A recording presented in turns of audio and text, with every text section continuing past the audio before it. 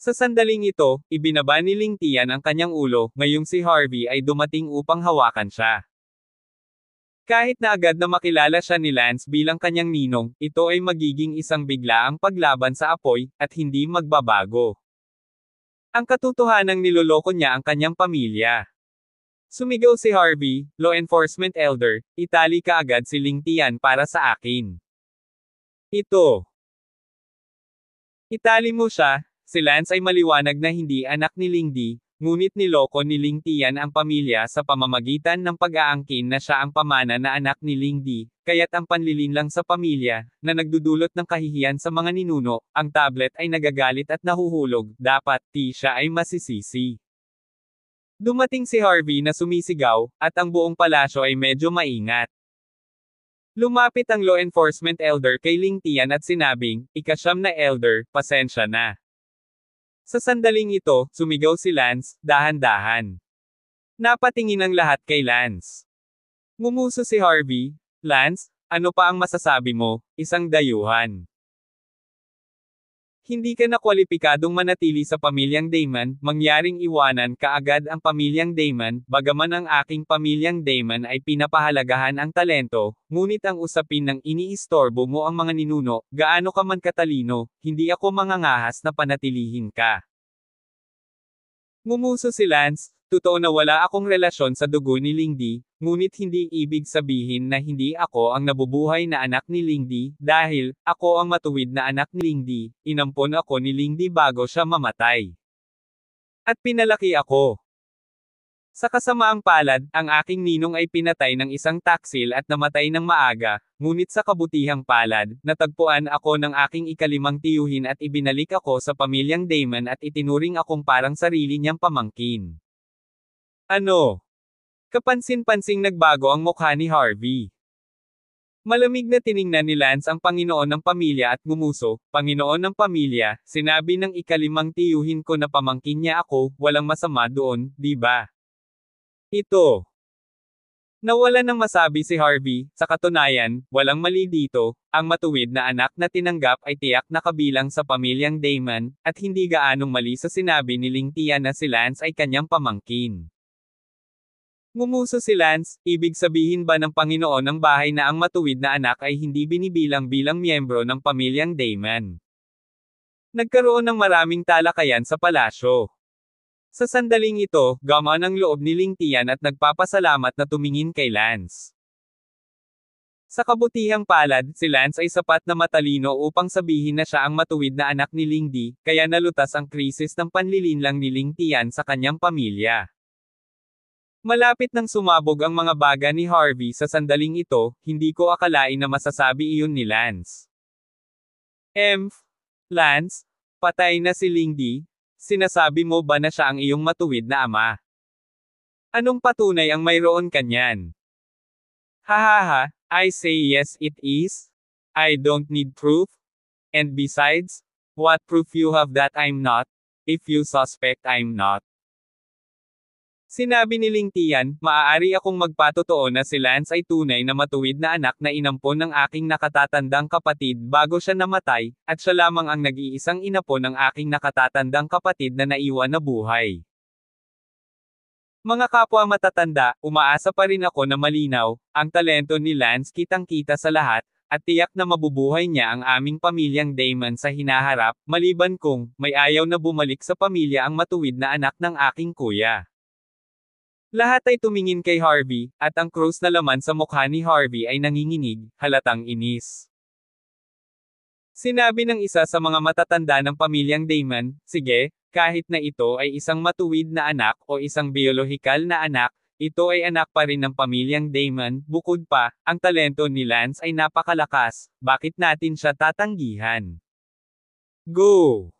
Binabati ng lahat si Lance pabalik sa pamilya. "Papa!" Nagpalakpakan ang lahat. Sinabi ni Harvey, "Lahat, huwag kalimutan ang tungkol sa ancestral tablet na nahulog sa ancestral hall, kung ito ay talagang isang magandang bagay, bakit ang ancestral tablet ay mahuhulog? Ito. Hindi maipaliwanag ng lahat." Sinabi ni Lance, "Mga elder, maipapaliwanag ko kung bakit nahulog ang ancestral plaque." "Bakit?" Napatingin ang lahat kay Lance. Tumingin si Lance sa ulo ng pamilya at sinabi, siguro hindi natutuwa ang ninuno sa ulo ng pamilya. Galit na galit si Harvey at sinabing, Lance, nagsasalita ka pa ng kalokohan. Sinabi ni Lance, bakit pa mahuhulog ang tableta? Si Ancestor ay psychic, at sigurado ako na sa kaibuturan ko, ang padre de pamilya ay itinaboy ko at gusto akong itaboy, at nakita ni Ancestor ang ulo ng puso ng pamilya, kaya nagalit siya, at pagkatapos ay nahulog siya. Natigilan ang lahat, at bagamat walang nagsalita, ang paliwanag ni Lance ay tila makatwiran, dahil nakikita ng maraming tao na naroroon kung ano talaga ang ibig sabihin ng ulo ng pamilya sa loob. Lance, ikaw.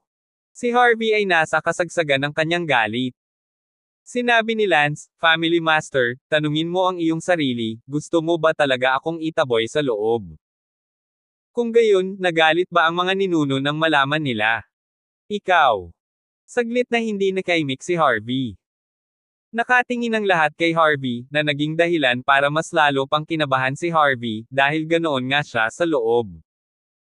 Galit na sumigaw si Harvey, sige, ang proseso ng pamilya ngayon, maghiwalay na tayo. Lance, ituring kitang makapangyarihan, ngunit kailangan kong sabihin sa iyo, huwag kang mahulog sa anumang pagkilos sa aking mga kamay sa hinaharap, kung hindi, sisihin sa pagiging bastos. Whatever. Ngumuso si Lance at tumalikod para maglakad palayo. Tiningnan ni Harvey si Lance na may malamig na mga mata at naikuyom ang kanyang mga kamao habang sinasabi niya sa loob, huwag kang mag-alala, Lance, mayroon akong 100 paraan para patayin ka. Natapos ang family meeting ng ganito. Sa tahanan ni Ling Tian. Hahaha, Lance, ang galing mo talaga, umuusok na ang butas ng ilong ni Harvey, pero wala ka nang magagawa. Pero ngayon, panahon na para magpakumbaba ka para maging matuwid na anak ng kuya ko.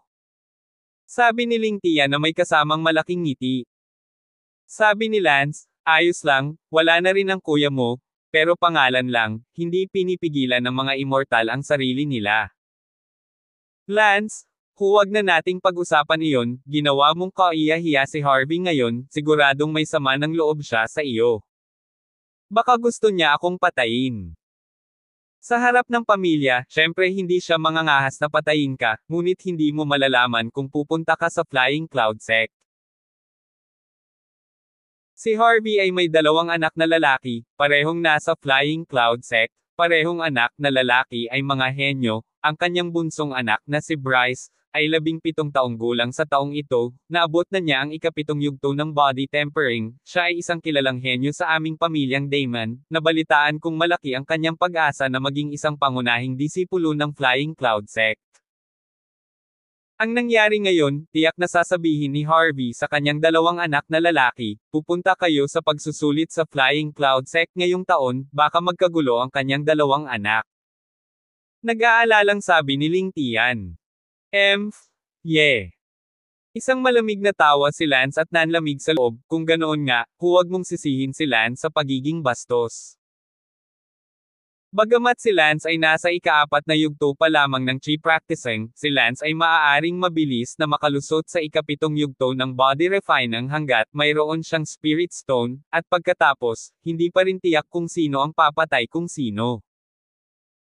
Kahit na hindi pa naaabot ni Lance ang ika-7 yugto ng body tempering, sa pagkakaroon ng immortal chi sa katawan ni Lance, hindi pa rin malinaw kung sino ang mas malakas at kung sino ang mas mahina.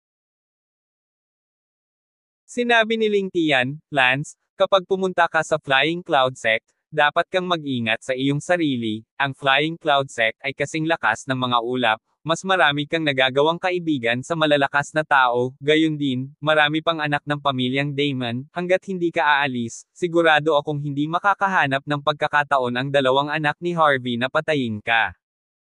1492. Huwag kang mag-alala, 5th uncle, kung ako, si Lance, ay walang ganoong kasanayan, paano ako makakaahon sa void mula sa mortal na kaharian? Gayon din, ang katotohanan na nagawa mong humakbang sa kawalan mula sa mortal na mundo ay sapat na upang ipakita na mayroon kang malakas na kakayahan upang malutas ang mga krisis, pati na rin ang isang napakalakas na pakiramdam ng swerte. Sa 10 araw, ang mga tao mula sa darating ang Flying Cloud Sect para i-recruit ka. Gagawa ako ng liham sa aking anak na si Harleen ngayon at hihilingin sa kanya na maghanda para sa pagtanggap ng maaga. Hihilingin ko rin sa kanya na alagaan ka ng mabuti, kahit na siya ay nasa ikatlong yugto ng body tempering, palagi siyang mas malakas kaysa sa iyo ngayon, sigurado akong mapoprotektahan kanya. Oh, salamat, Fifth Uncle. Bahagyang ngumiti si Lance, kahit na si Lance na nagpoprotekta kay Harleen ay halos pareho, ngunit lubos siyang nagpapasalamat sa isip ni Ling Tian. Agad na pumunta si Ling Tian para magsulat ng liham. Sumulat ng napakahabang liham na sinasabi sa kanyang anak na mayroon itong karagdagang pinsan, si Lance, at ang pinsan ay pupunta sa Flying Cloud Sect para sa pagtatasa sa ilang sandali, at libu-libong mga salita. At ngayon, nasa study room ni Harvey. Si Harvey ay nagsusulat din ng mga liham. Cure, Binger, kumusta na ang lahat sa Flying Cloud Sect? Maayos ang lahat sa bahay, huwag kang mag-alala. Ngunit may nangyari ngayong araw na nagsunog sa akin. 5,000 salita ang tinanggal. Kung gagawin mo, titanggalin siya ang magiging pinakamalaking kakompetensya mo sa pamilyang Damon, at karamihan sa kanilang walang kamatayang mga mapagkukunan ay kukunin niya. Kung hindi mo gagawin, ikaw ang magiging pinakamalaking kakompetensya ng pamilyang Damon sa hinaharap, at ang mga mapagkukunan ng pamilyang Damon ay kukunin ng taong ito. Panghuli, mangyaring huwag isipin ng iyong pamilya, kayo ay maglilinang ng maluwag sa Flying Cloud Sect, lalo na ang Binger, dapat kang maging isang pangunahing disipulo, at pagkatapos ay ang tatay ay doble parangalan. Sa isang kisap mata, dumating ang 10 araw. Ang mga tao ng Flying Cloud Sect ay pumunta sa Tianbao City upang mag-recruit ng mga peripheral disciples. Sa sandaling ito sa Moonwatching Building ng Heavenly Leo City, mayroong isang linya ng mga tao mula sa loob ng gusali, hanggang sa kalye. Si Lance ay kabilang din sa isang linya ng mga anak ng pamilyang Damon. Sa pagkakataong ito, may 18 tao na sumama kay Lance sa Feon Clan para sa pagtatasa, karamihan sa kanila ay nasa pagitan ng 15 at 17 taong gulang, at tanging si Lance ang pinakabata, 12 lamang. Ang 4 na pangunahing immortal na pamilya ng paglilinang sa Tianbao City, ang 3 pang pamilya ay ang Ancient Nun Family, ang Lincoln Family, ang Meng Family, at ang pamilyang Damon. Sa 4 na pangunahing immortal na pamilyang ito, ang Ancient No at Leye ang pinakamalakas, na sinundan ng Meng Clan, at ang Damon Clan ang pinakamahina. Sa makatuwid, pagdating sa pagpaparehistro, ang mga anak ng Ancient Slave at Lincoln families ang unang nagparehistro, na sinundan ng Meng at Damon clans. Sa orihinal, ang Damon at Meng clans ay hindi ligtas na umiral sa Tianbao City dahil ang Ancient Slave at Lincoln na pamilya ay malakas, mas malakas kaysa sa Damon at Meng clans. Gayunpaman, ang dalawang dakilang pamilya, sina Ancient Slave at Leo, ay nagsuri at nagbalanse sa isa't isa, at iyon ang dahilan kung bakit ang Meng at Damon clans ay nakaligtas sa mga bitek ng Tianbao City. Bukod dito, ang Damon clan ay sumali sa Ancient Slave clan at ang Meng clan ay sumali sa Lincoln clan, kaya nabuo ang Tianbao City, ang dalawang dominanteng clans ng Ancient Slave at Liu, at ang dalawang maliit na subsidiary clan ng Meng at Damon. Si Lance na. Ano ang pangalan? Lance. Ilang taon na? 12. Well. 12. Abala sa pagtingala ang lalaking namamahala sa records. 12 years old. Naabot mo na ba ang unang stage ng body refining? Oo. Halika at i-verify ito. Lumapit si Lance, at sa sumunod na segundo, ang taong nagparehistro ay nagsabi, hindi masama, ito ay talagang 12 taong gulang, tila sa taong ito, ang Heavenly Level City ay hindi masama, mayroong 12 taong gulang na umabot na. Ang unang yugto ng body tempering. Senior? Posible bang sa Tianbao City, Bukod sa akin, may iba pang nakarating sa unang yugto ng body tempering sa edad na 12. Kalokohan, akala mo kakaiba ka ang ibang tao na umabot sa unang yugto ng body tempering ay mula sa Heavenly Level City Lincoln family. Anak, ihahayag ko ito sa iyo dito, ngunit huwag kang manggahas na kumalat. Sa labas ng mundo. Ano ang dapat ibunyag ni Senior? Pakisabi, pangako hindi ko ipagkakalat.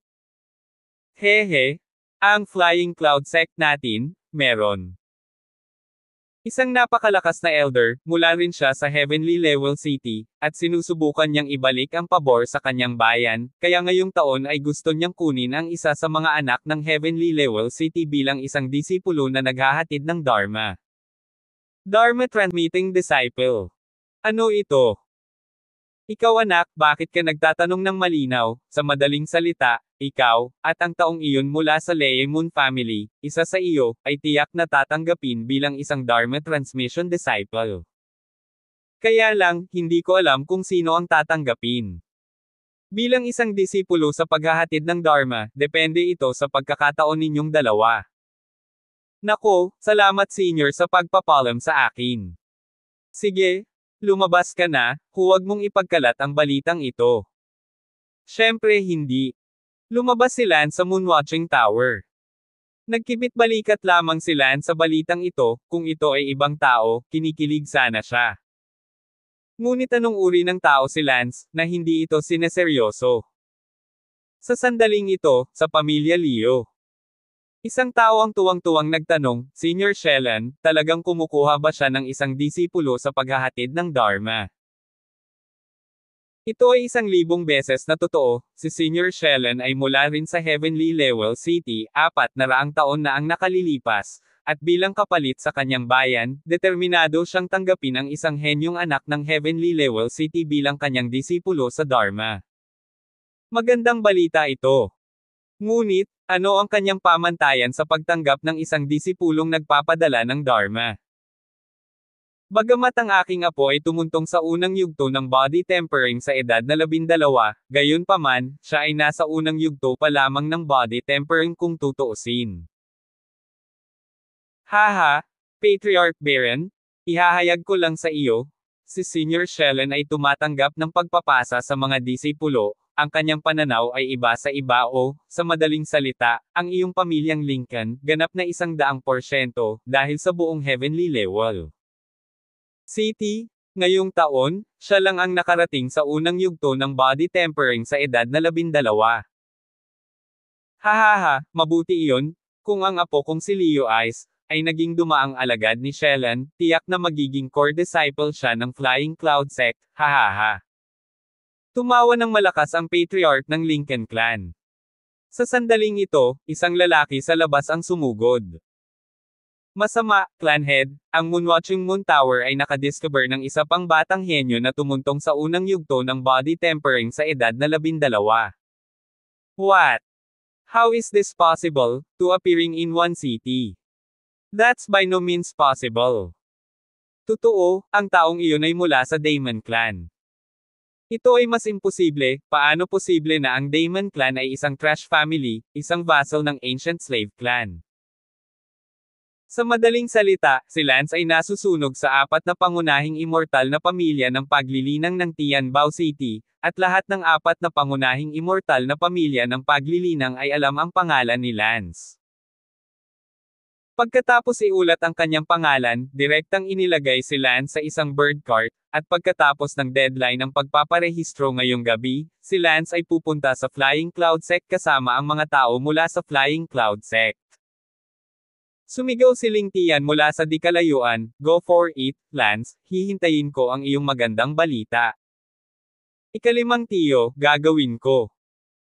Sa sandaling ito, ang pinuno ng pamilyang Daemon, si Harvey, ay agarang ipinatawag. Harvey, ang pinuno ng ancient slave family ay humiling sa iyo na pumunta doon. Oo. Magalang na pumunta si Harvey. Ibigay mo ang iyong paggalang sa ancient slave Indominus clan chief.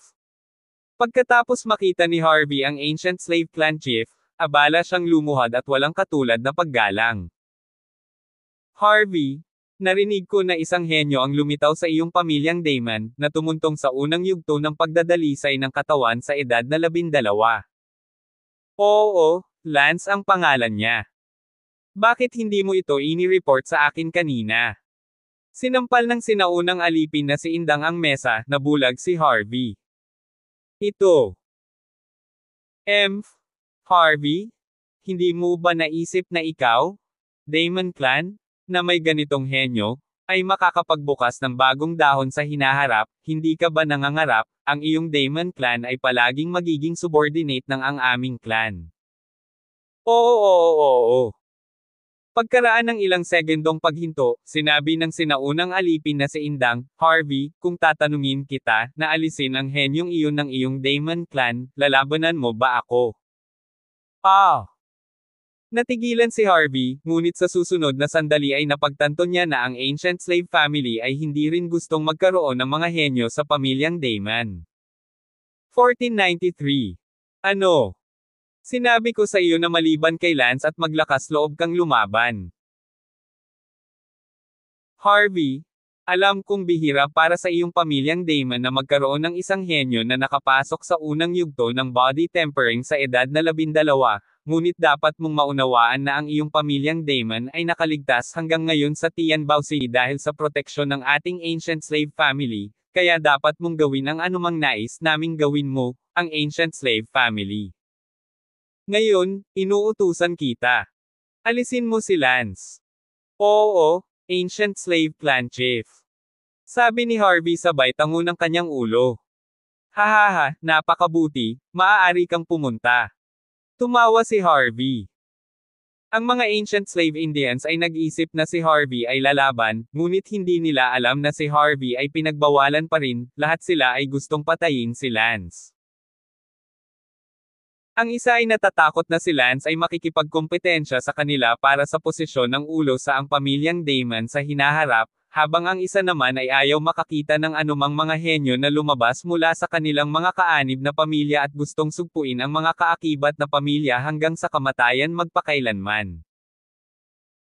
Sa ngayon, si Lance ay nakaupo sa likod ng isang malaking ibon, ang ibong ito ay napakalaki, ito ay may 18 o 19 na tao na nakaupo sa likod nito, si Lance ay hindi pa nakakita ng ganoong kalaking ibon. Sa pagkakataong ito, ang Flying Cloud Sect ay kumuha ng kabuoang 70 tao mula sa Tianbao City, ang 70 taong ito ay nahahati sa ilang higanteng pagsakay sa ibon. Ginalaw ni Lance, isang teenager na nakaupo sa tabi ni Lance si Lance gamit ang kanyang siko at sinabing, Oy, nabalitaan ko na ngayong taon ay mayroon kaming 12 taong gulang sa Tianbao City na nakarating na sa unang yugto ng body refining. Natigilan si Lance at tumingin sa binata sa tabi niya. Kuya, hindi mo ba narinig? Walang imek si Lance, isa siya sa kanila, paanong hindi niya narinig? Gayunpaman, nakaupo ang lahat sa sandaling iyon, at mahirap para sa iba na sabihin ang edad ni Lance.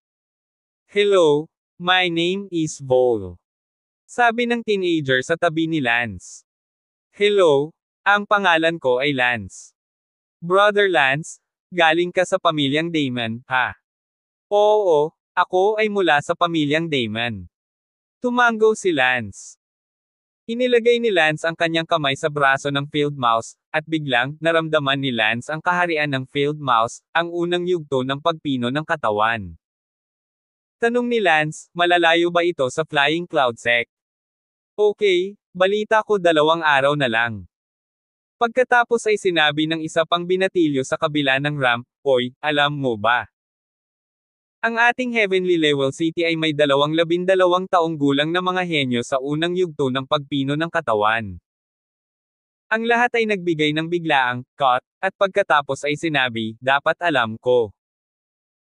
Ang binatilyo sa kabila ng Dallasdis ay tumawa ng walang pag-iingat at sinabing, ang isa sa kanila ay mula sa Lincoln family, at ang isa pa, walang nakakaalam sa kasalukuyan kung sino ito. Oo, hindi rin alam ng isa kung sino iyon. Walang sinabi si Lance, hindi siya magsasawa na tumayo at sabihin siya iyon, isang grupo ng maliliit na bata. Pagkalipas ng 2 araw, si Lance at ang iba ay halos nasa Flying Cloud Sect. Tingnan mo, ang mga bundok sa malayo ay ang Flying Cloud Sect. Wow! Napakaganda at engranding Flying Cloud Sect. Napatingin ang lahat sa malayo. Tumingin din si Lance sa malayo, sa katunayan, ang Flying Cloud Sect ay mukhang kahanga-hanga at napakaganda. Naalala ni Lance ang anak na babae ni Ling Tian, at hindi alam kung natanggap ni Harlin ang sulat. Inaasahan pa rin ni Lance na makita siya. Pagkatapos ng lahat, sa mundong ito, si Ling Tian at ang kanyang anak na babae, ay itinuturing na tanging pamilya na si Lance nagkaroon. Dito mismo. Sa oras na iyon, sinabi ng pinuno, lahat, dahil hindi ka pa nasusuri para makapasok sa Flying Cloud Sect, hindi ka pa makapasok sa Flying Cloud Sect, hanggang sa matagumpay ang pagsusuri, ang Flying Cloud Sect ay magsasaayos para sa kayo ay manatili sa ibaba ng bundok. Gayon din, ihanda ang inyong mga sarili, ngayong gabi ay darating si Elder Shellen at pipili ng isa sa inyo para maging kanyang summoning disciple. Note, ang kahapon, binago upang maging Transfiguration Disciple. Wow! Hindi. Para sa maraming tao, ito ang unang pagkakataon na nalaman nila ang balitang ito. Oh, sa lahat, huwag mong sabihing hindi ko sinabi sa inyo, kung sino man ang naging Transfiguration Disciple ni Elder Shellen, nangangahulugan ito na maaari silang maging isang peripheral na disipulo ng walang pagsusuri, at hindi imposible para sa kanila na maging isang pangunahing disipulo ng Flying Cloud Sect in the future. Bagay na lang sa kapalaran ng lahat kung sino ang makakakuha ng pagkakataong ito. Pagkatapos noon, inilagay si Lance at ang iba pa sa isang pansamantalang tirahan sa ibaba ng bundok ng Flying Cloud Sect. Sa lugar na ito, bukod kay Lance at sa iba pa mula sa Heavenly Level City, may iba pang mga teenager mula sa iba't ibang panig ng mundo, na lahat ay dumating para lumahok sa Outer Disciple Assessment. Pagkatapos maghapunan ni Lance at ng iba pa, may biglang nagpaalam, lahat ng taga Tianbao City, sumunod sa akin, nandito si Elder Shellen. Sinundan ng lahat ang taong iyon sa isang malaking silid. Nakita ni Lance ang isang nasa katanghaliang gulang at matandang lalaki na hindi alam ang edad, na nakatayo sa malaking silid na iyon. Pagkarating ng lahat mula sa Heavenly Level City, sinabi ng lalaki, lahat, ako si Shellen, taga Heavenly Level City din ako, sigurado akong alam ninyong lahat kung bakit ako nandito. Dahil taga Tianbao din ako. City, natural na gusto kong magambag sa aking bayang Kinalokan, at ngayon ay kulang ako ng isang disipulo para ipalaganap ang salita, kaya pipili ako mula sa mga tao ng Tianbao City. Maaaring hindi alam ng marami sa inyo kung ano ang libro ang pagpapadala ng disipulo ay, ngunit hayaan kong ipaliwanag dito, ang isang aklat na nagpapadala ng disipulo, gaya ng ipinahihiwatig ng pangalan, ay isang taong tumutulong sa akin na magpadala ng mga aklat. Sa makatuwid, ang isang aklat na nagpapadala ng disipulo ay hindi isang tunay na disipulo, ngunit, ito ay isang taong madalas na sumusunod sa akin sa paligid. Sa ibaba, ang lahat ng mga taong kabataan mula sa Heavenly Level City ay may mga mata na nagpapakita ng pagnanais, kahit na hindi sila tunay na mga disipulo, ngunit upang makasunod sa isang powerhouse ng spiritual harmony stage, na malaki na ang pakinabang, at isa ring elder ng ang Flying Cloud Sect, ang mga mapagkukunang kailangan para sa hinaharap na paglilinang ng immortalidad ay tunay na nagamit. Gayunpaman, mayroong isang tao na hindi nagpakita ng anumang pananibik, at iyon ay si Lance. Nagpatuloy si Elder Shellen, alam kong lahat kayo ay naghahangad na maging mga alagad ko. Sa puntong ito, naiwan si Lance, saan nakakuha ng kumpiyansa ang produktong ito. Gayunpaman, isa lang ang librong nagpapadala ng alagad na kailangan ko, kaya isa lang ang mapipili ko sa inyo. Ang sinumang mapili ko, hindi na niya kailangang sumali sa susunod na pagsusulit, dahil, ang Transfiguration Disciple ko ay kabilang na sa ang katayuan ng isang peripheral na disipulo ng Flying Cloud Sect. Bukod dito, may posibilidad pa rin na ang aking Transfigured Disciple ay ma-promote sa isang core disciple ng Flying Cloud Sect sa hinaharap. Gulp! Napalunok ang lahat. Lalo na para sa mga tao mula sa 4 na dakilang pamilya sa Heavenly Level City, para sa mga bagets mula sa 4 na dakilang pamilya, ang pagiging book passing disciple ni Elder Sheldon ay maaari ding magbigay ng karangalan sa pamilya. Sige, sisimulan ko na ngayon ang pagpili ng book passing disciples. Nabalitaan ko na sa mga tao mula sa Tianbao City sa pagkakataong ito, may 12 taong gulang na pumasok sa unang yugto ng body refining, ngayon pakiusap tanungin ang dalawang iyon. Mga teenager, na lumapit. Ang binatilyo mula sa Lincoln family, na tinatawag na Luther, ay tuwang-tuwa sa pananabik. Pagkatapos mag-isip tungkol dito, tumayo rin si Lance. Lahat ay tumingin kay Lance at Luther ng may inggit, ngunit ang taong nakaupo sa parehong ibon ni Lance ay natakot, kaya siya ang isa, itong lalaking ito, wala siyang sinabi sa daan. 1494. Tumingin si Elder She Monarch kay Lance at Luther at ngumiti, hindi masama, ang aking Heavenly Level City ay may 12 taong gulang na mga henyo sa isang taon. Ipahayag na pipiliin ko ang isa sa inyo. Ngayon, pumunta kayo rito at hayaang hawakan ko ito. Umakyat agad si Luther Lincoln. Sa likod ng isip ni Lance, iniisip niya, kung ako ang papipiliin, gusto ko bang maging book passing disciple niya? It's lost a matter of time. After all, elder siya ng Flying Cloud Sect. Kung susundin ko siya, mas ma-expose ako sa mundo, at sa ganoong paraan, makakakuha din ako ng mas maraming resources para sa immortal. Paglilinang. Naisip ito ni Lance at aktibong lumakad, para sa mas mahusay na immortal na mapagkukunan ng paglilinang, nagpa siya si Lance na maging isang alagad na nagpapadala ng libro. Hinawakan ni Elder Sheldon ang katawan ni Lance at Luther Lincoln, pagkatapos ay sinabi, ayos lang, umatras muna. Umatras ang dalawa. Kinakabahang tumingin si Luther Lincoln kay Elder Sheldon, at lahat ay nakatingin din na kinakabahan, iniisip kung sino ang magiging heirloom na disipulo ni Elder Sheldon, si Lance o Luther Lincoln. Pagkaraan ng ilang sandali na paghinto, sinabi ni Elder Sheldon, naisip ko nang hiwalay ang kanilang mga linya ng buhay, kaya pipiliin ko sa huli. Piliin mo para maging aking heirloom disciple. Sabi ni Elder Sheldon na nakaturo ang daliri kay Luther. Salamat, Master. Umiyak si Luther at lumuhod. Natigilan si Lance, Nima, ngunit walang pagpipilian para kay Lance. Si Lance ay may ilang pinagsisisihan, pagkatapos ng lahat, ito ay isang bagay ng personal na kalooban.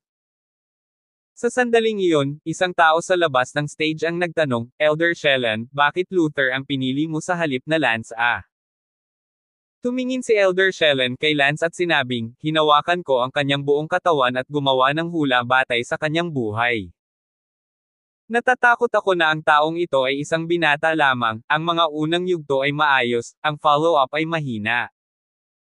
At kung wala na, hindi na siya dapat pumunta ng napakalayo sa hinaharap. Sa kabaligtaran, ang lifeblood vein ni Luther Lincoln, na nagbibigay sa akin ng mahaba at tuloy-tuloy na daloy, ay magiging isang napapanatiling at malakas na henyo. Si Lance ay napuno ng sama ng loob sa mga komento ni Elder Sheldon, hanggang sa sabihin na siya ay isang binata lamang, ngunit hindi sa hinaharap. Sinabi ni Lance, salamat sa pagsusuri ni Elder Sheldon, ngunit sa palagay ko bibiguin kita. Tumingin si Elder Sheldon kay Lance at nakita ang sama ng loob sa mga salita ni Lance sa kanya, kaya ngumuso siya, ikaw ay isang teenager, napakasaya, tulad ng inaasahan ay tama ang aking pakiramdam, tiyak na hindi ka makakarating sa malayo. Kinabukasan. Talaga. Kung gayon, mangyaring maghintay at tingnan, Elder. Kinagat ni Lance ang kanyang mga ngipin at sinabi, tiyak na hahayaan siya ni Lance kung magagawa niya ito o hindi, kapag pinugutan siya ng ulo ni Lance sa hinaharap, malalaman niya kung hindi masyadong malayo si Lance.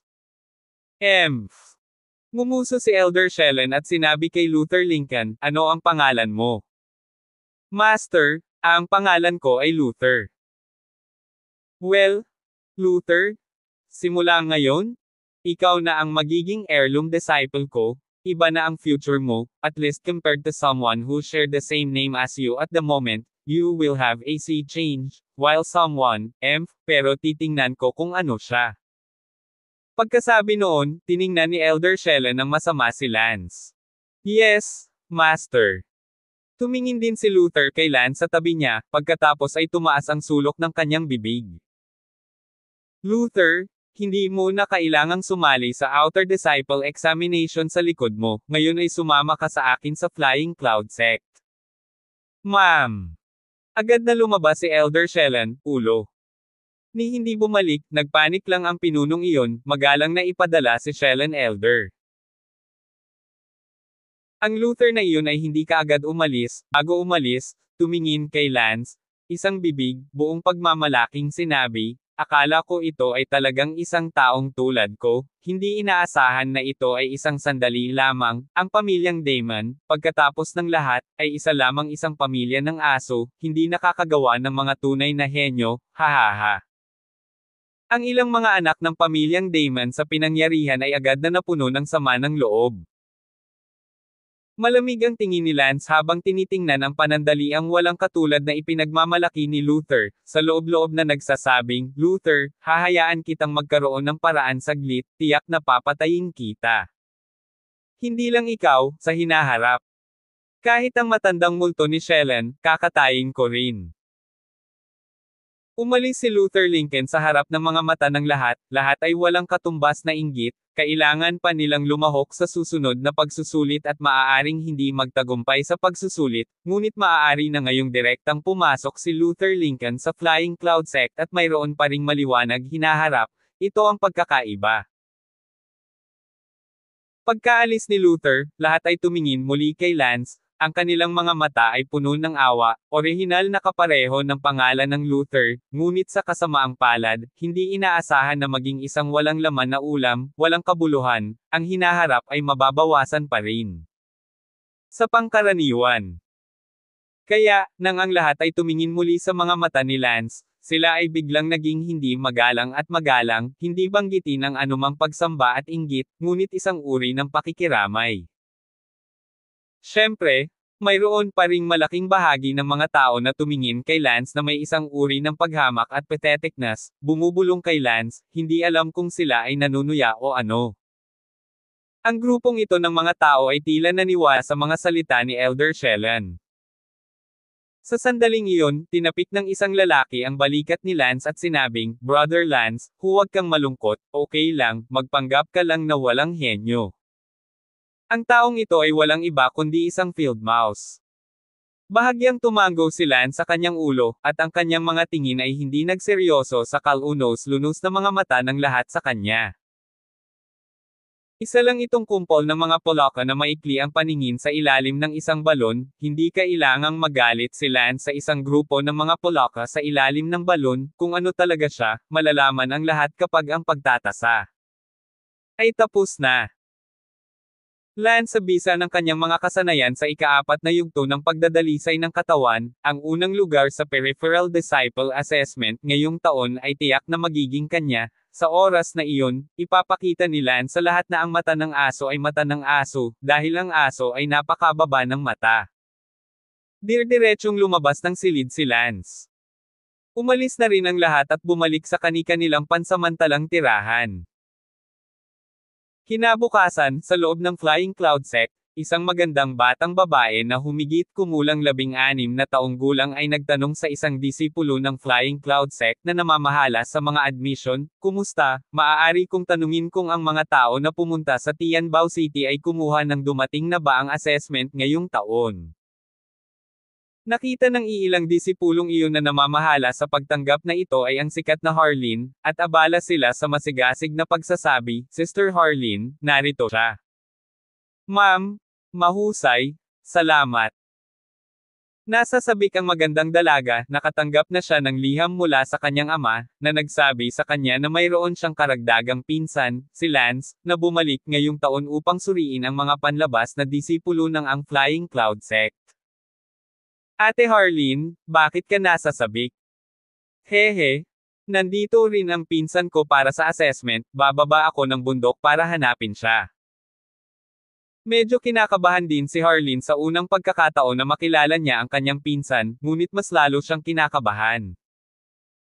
Maganda ang kanyang hitsura, naiwan ang ilang mga alagad na tumutulong sa mga pagpasok sa tabi niya na tulala. Ate Harleen, kakaakyat lang natin sa bundok, ano ang pangalan ng pinsan mo? Baka nagkita na tayo dati. Hehe, sabi ng tatay ko. Genius daw ang pinsan ko, at tumuntong siya sa unang yugto ng body refining sa edad na 12 ngayong taon. Ano? Hindi mo ibig sabihin ang lalaking iyon na si Lance, di ba? 1495. Ah, paano niyo nalaman ang pangalan ng pinsan ko, parang sikat talaga ang pinsan ko. Sabi ni Harleen.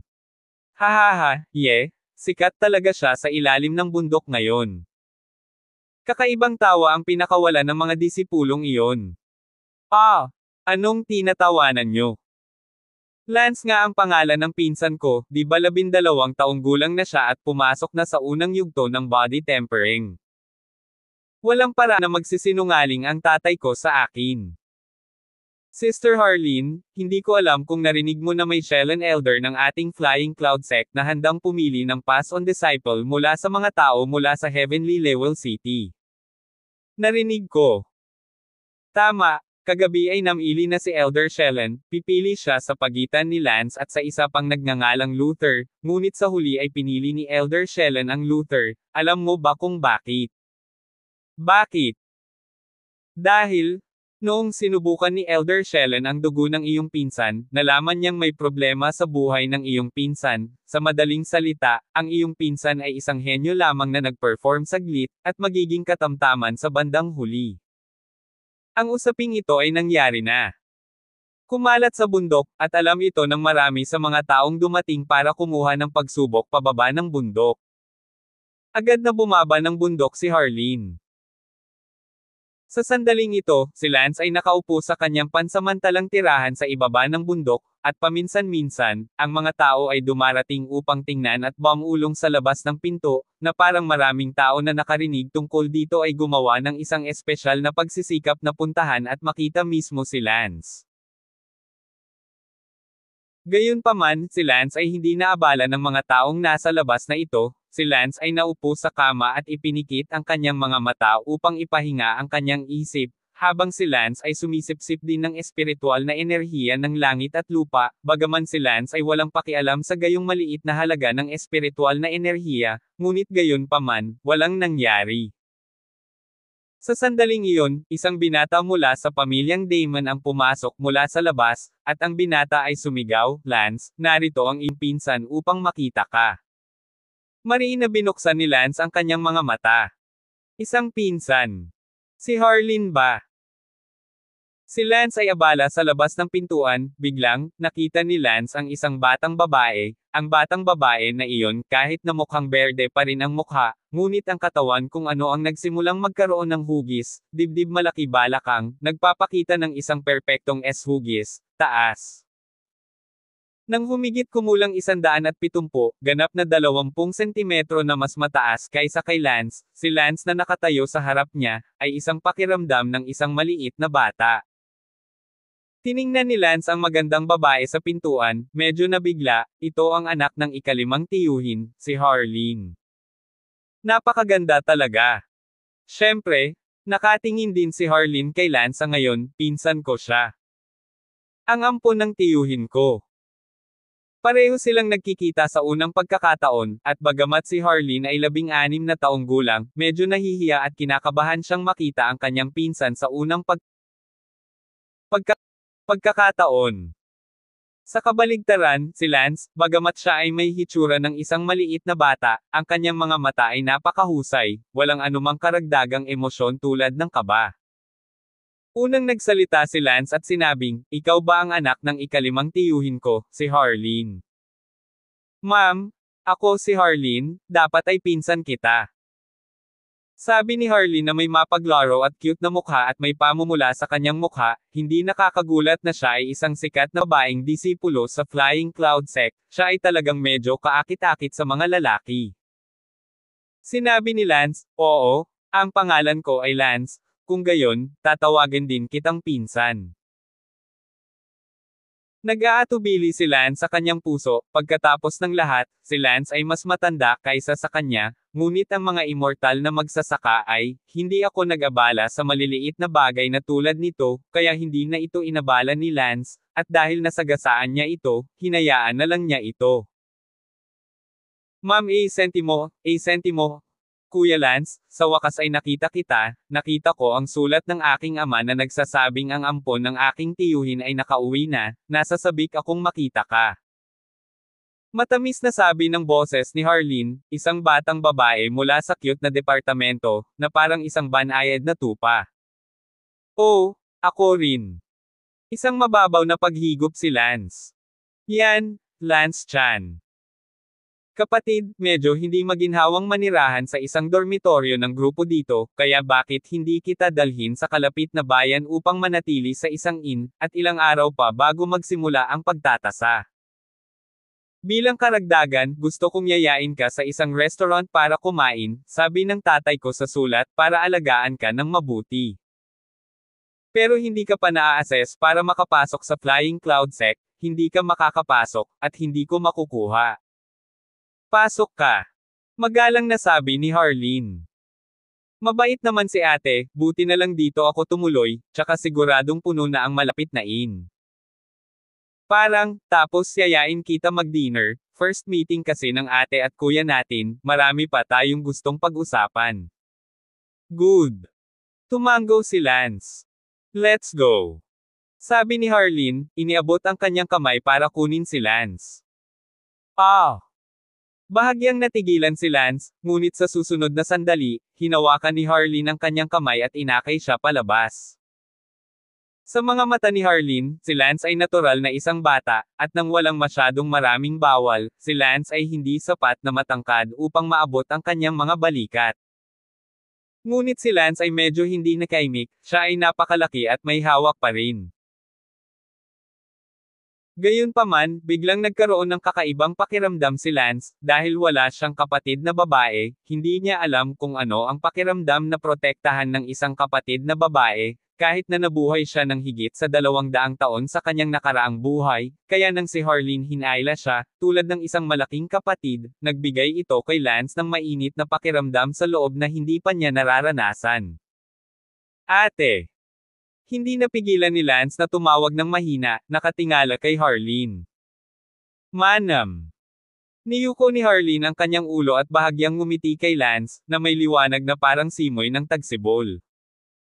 Hinihila ni Harleen si Lance sa isang kalapit na lungsod.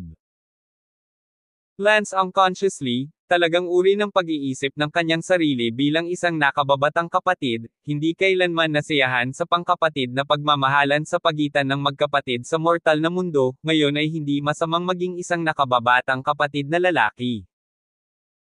Kuya, ito ang Fiery Cloud City. Ito ang pinakamalaking lungsod sa ilalim ng bundok ng Flying Cloud Sect. Itong Fiery Cloud City, mas malaki pa ito kaysa sa ating bayan na Tianbao City. Oh! Sentimo, halos tanghali na, may restaurant sa harap, minsan bumababa ako ng bundok kasama ang iilan kong mabubuting kapatid na babae para makipaglaban ng ngipin, pupunta ako sa restaurant na iyon, may napakasarap na Fire Cloud Beast meat.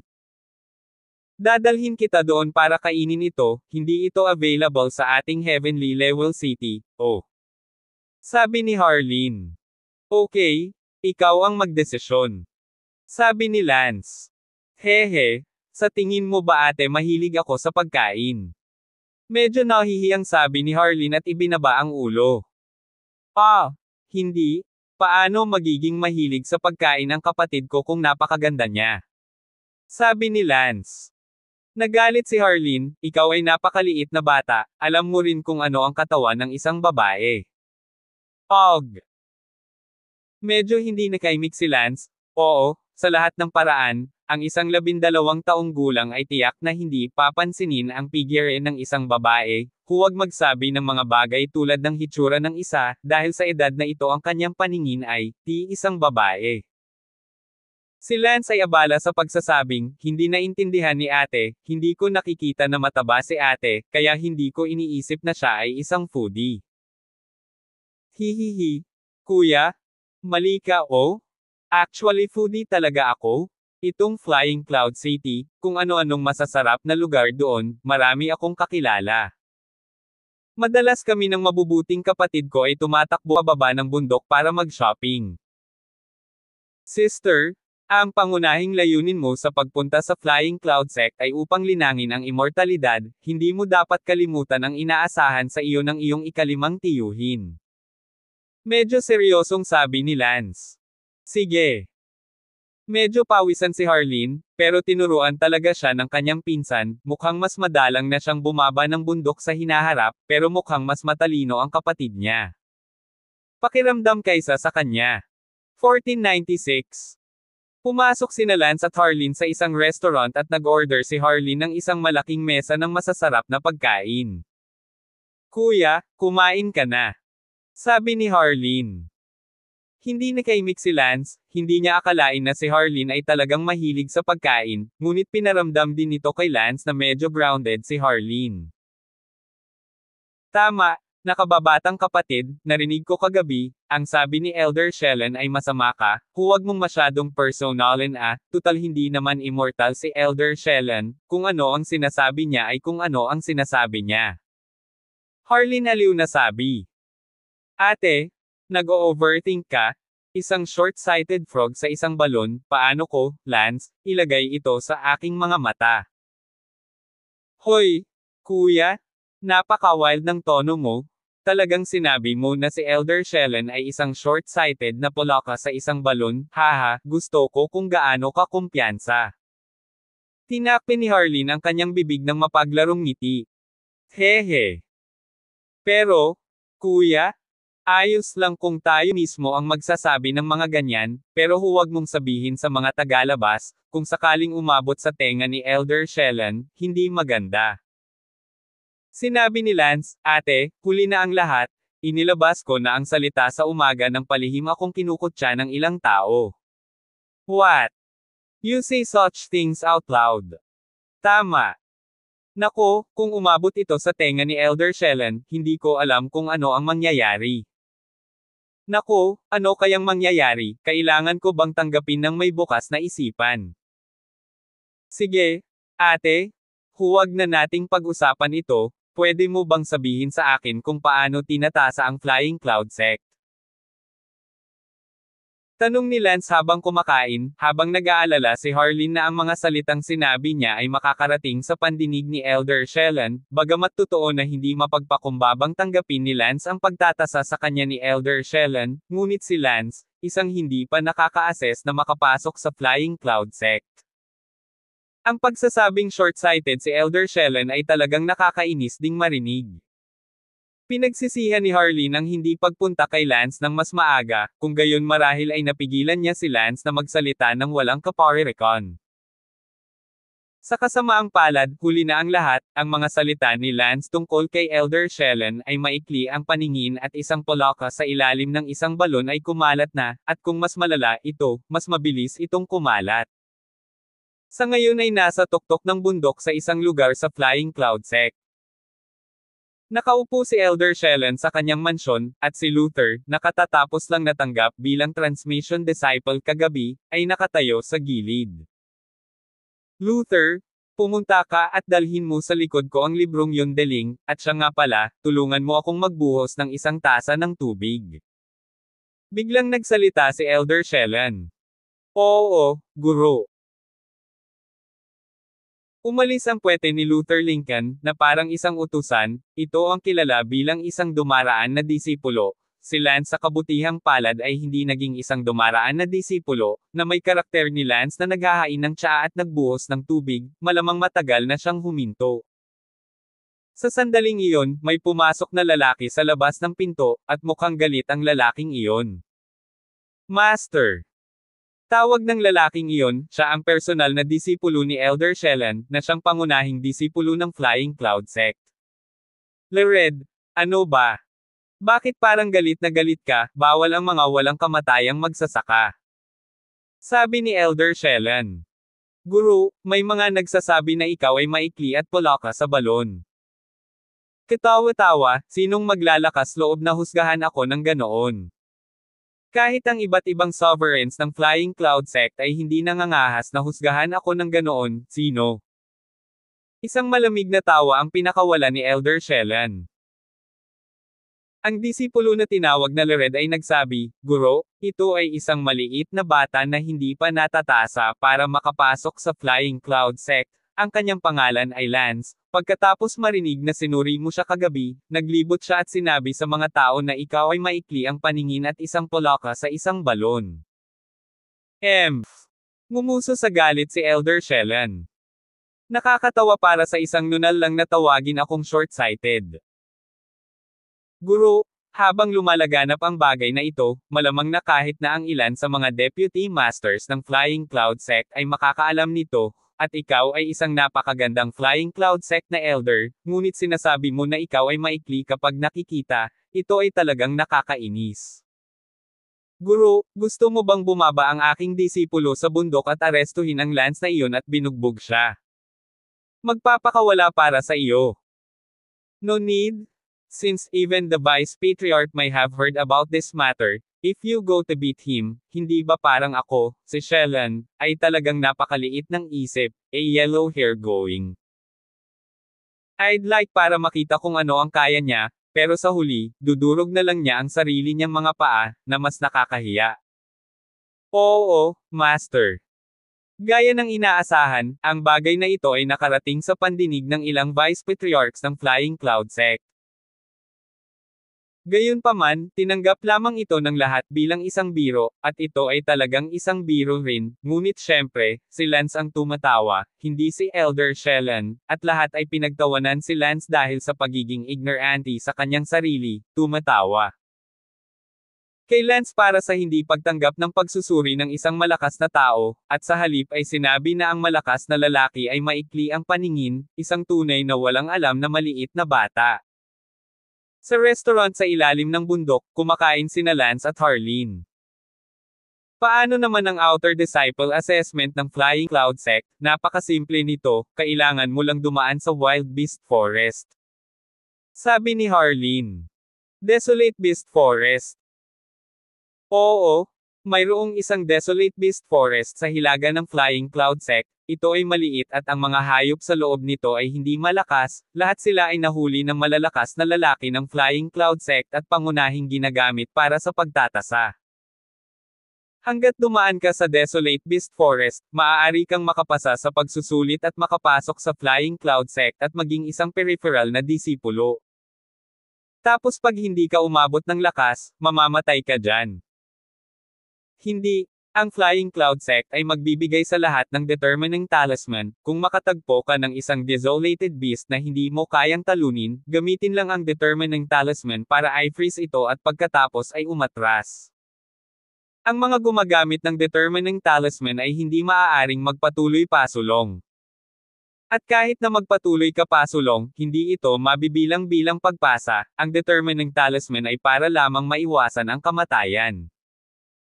Dagdag pa rito, ang taong naglalakbay sa Desolate Beast Forest na pinakamabilis ay ang unang lugar sa pagtatasa, at iba pa. Oh, nakikita ko. Siyempre, may ilang mga maswerteng tao na hindi nakatagpo ng kahit isang hayop noong binagtas nila ang Desolate Beast Forest. Mayroon ding mga kaso, ngunit napakakaunti. Ang swerteng ito ay kailangang maging napakabuti.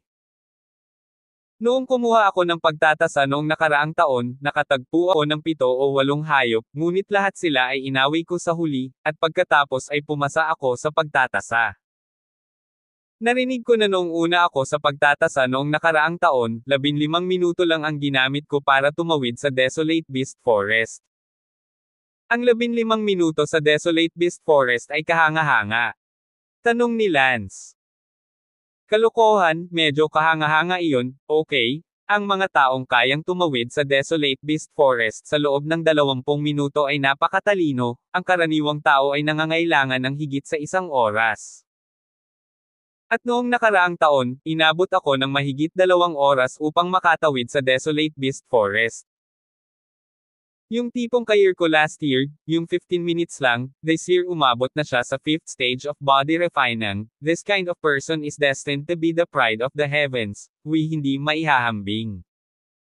Oh, tapos itong lalaking ito noong nakaraang taon, ano ang lakas niya? Body tempering second stage, sa pangkalahatan, ang mga darating para lumahok sa assessment ay body tempering first stage, second stage, at halos walang body tempering third stage, dahil ang mga nasa body tempering third stage ay dumating na, at nanalo.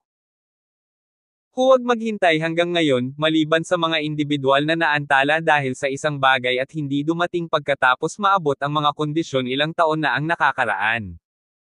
Oh! Sabi ni Lance sa kanyang puso, nasa ika-4 na yugto na siya ng pagpino ng katawan, iniisip ko kung gaano katagal bago makatawid sa Wild Beast Forest. 1497. Sige ate, salamat sa treat mo at sa sobrang pagpapaliwanag mo sa akin. Sentimo, kuya, magkapatid tayo, kaya huwag kang masyadong magalang, kung may kailangan ka sa hinaharap sa Flying Cloud Sect, sabihin mo lang, hanggang sentimo, kaya ni ate, siguradong mabubusog ka niya. Mabuti. Tumango si Lance. Sinabi ni Harleen, bago ang opisyal na pagtatasa, hindi ka dapat bumalik sa iyong pansamantalang paninirahan sa ibaba ng bundok ng Flying Cloud Sect. Bakit? Sinabi mo na si Elder Shellen ay maikli ang paningin at poloka sa balon, natatakot ako na baka may magalit sa iyo at pagkatapos ay mapahamak ka, kaya hindi kita papayagang bumalik bago ang formal na pagtatasa. Matigas na sabi ni Harleen. Ate, ayos lang. Bahagyang ngumiti si Lance, hindi niya inaasahan na magiging matulungin ang dalagang ito, hindi man lang naisip ni Lance na may makakalaban sa kanya. Hindi, makinig ka kay ate. Ito, okay? Then I'm not going back, Huerta. May ilang araw pa bago ang official assessment. Saglit na nag-isip si Harleen at nagsabi, paano ito, malalaman natin kung may natitira pang silid sa inn sa lungsod. Okay. Lumabas ng restaurant sina Lance at Harleen at nagsimulang maghanap ng inn. Sa kasamaang palad, dahil sa panahon na ang Flying Cloud Sect ay nagre-recruit ng mga panlabas na disipulo, ang bawat inn ay puno na. Ate, magiging pansamantalang tirahan pa rin ito. I don't think na dapat may magalit sa akin, and besides, hindi naman ako ganon kadaling bully. Kuya, hindi mo naiintindihan ang kalupitan ng Flying Cloud Sect, kahit sa loob ng Flying Cloud Sect ay madalas na pinapatay ang mga tao, lalo pa sa labas, hindi ako magtitiwala na babalik ka, sumama ka sa akin. Sabi ni Harleen, muling hinayla ang kamay ni Lance. Ang maliit na kamay ni Lance ay hinayla ni Harleen, at ang mainit na pakiramdam sa loob niya ay muling tumaas. Sa sandaling ito, nangako si Lance na lagi niyang paprotektahan ang kanyang kapatid, tulad ng pagpoprotekta nito sa kanya ngayon.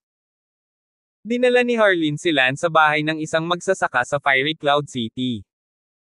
Hello, pwede ko bang itanong kung may mga bakanteng kwarto ka dito?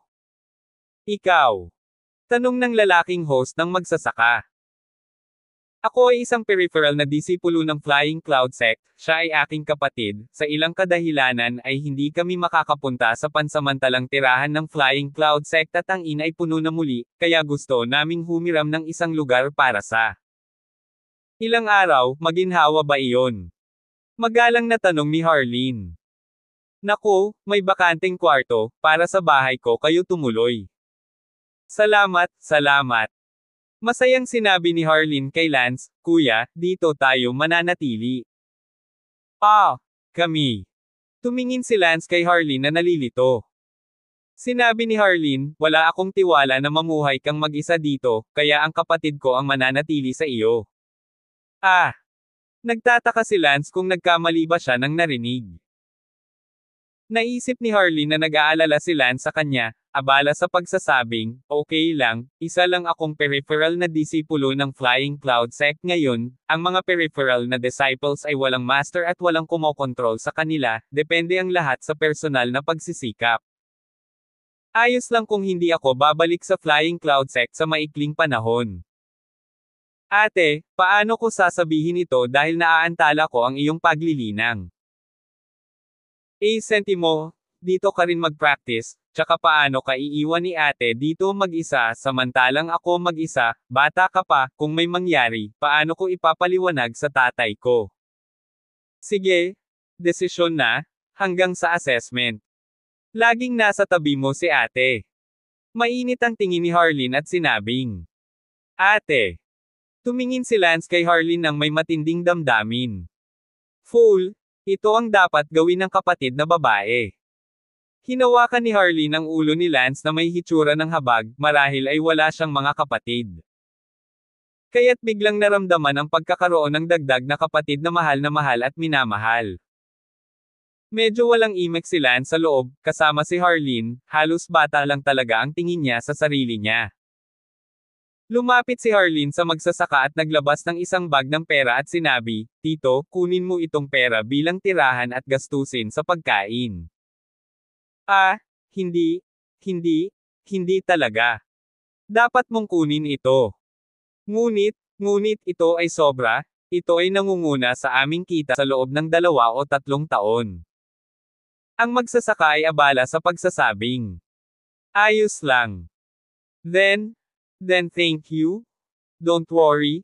I will treat you well with good food and drink. Gabi. Kuya, oras na para maligo. Sigaw ni Harleen habang kumukuha ng isang palanggana ng mainit na tubig. Naghinala si Lance na mali ang narinig niya. Nagtanong si Harleen, wala ka ba sa bahay, hindi ka ba pinapaligo ng mga matatanda? Ate, huwag mo akong tretuhin na parang bata. Natahimik si Lance. Sige, maghilamos ka. Pagkatapos maligo, si Lance ay walang gaanong libangan, nakaupo sa kama ng maaga at sinisipsip ang espiritual na enerhiya ng langit at lupa. Hindi nagtagal, naligo din si Harleen at pumasok na nakasuot ng puting pantulog, ang kanyang matikas na figure ay napakaganda. Sentimo, ate, dito ka rin ba natutulog sa kama? Sentimo, gulat na tanong ni Lance. O ano, may isang bakanteng kwarto lang sila. Ito. Ngumiti si Harleen, Kuya, wala kang pakialam na matulog kasama ang iyong kapatid na babae. Nakita ni Harleen na medyo nahihiya si Lance at tumawa, Kuya, nahihiya ka o, ano ang kinakatakutan mo sa sobrang liit mo, hindi man lang ako natatakot sa kinakatakutan mo. Itinuring lamang ni Harleen si Lance bilang isang bata, natural na walang bawal, talagang normal ito, 12 taong gulang na mga bata na napakaraming alam, ngunit ito ay isang bias na ang kaluluwa ni Lance ay hindi 12 taong gulang Nakita ni Harleen na hindi nagsalita si Lance, walang magawa, sige, kung hindi mo gustong matulog kasama ang iyong kapatid, okay lang na matulog ang kapatid mo sa sahig. Huwag na, sabay na tayong matulog. Sabi ni Lance, kalimutan mo na, wala namang magagawa si Lance sa kanya ngayon, tutal bata pa ang kapatid niya, at walang ganoong pagnanasa si Lance. Matapos bumalik si Lance sa kanyang mga ninuno, muling nabuo ang kanyang katawan at siya ay birhen pa. Sa kanyang huling buhay, tiyak na ibibigay niya ang lahat ng ito sa buhay na ito.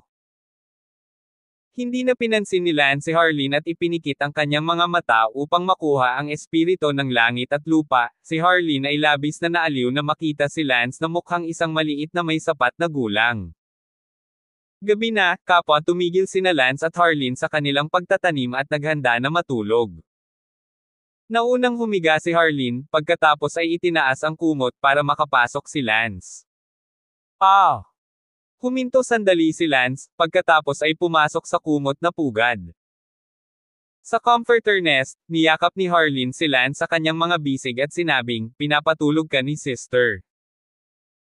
Si Lance ay walang magawa, naaawa sa kanyang katawan, na napakaliit para manipulahin ni Harleen, sa sandaling yakapin siya ni Harleen, malapit nang ibaon ni Lance ang kanyang buong katawan sa mga braso ni Harleen. Kuya, gusto mo ba ang ate mo? Natigilan si Lance, ngunit agad na naunawaan ni Lance na ang sinabi ni Harleen tungkol sa pagkagusto ay hindi tumutukoy sa pagkagusto sa pagitan ng isang lalaki at isang babae.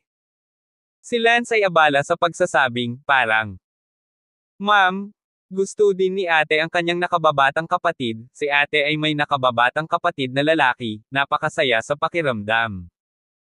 Masayang sabi ni Harleen. 1498. Tama, ate. Sa sinabi ni Uncle Five, hindi ka masaya sa Flying Cloud Sect.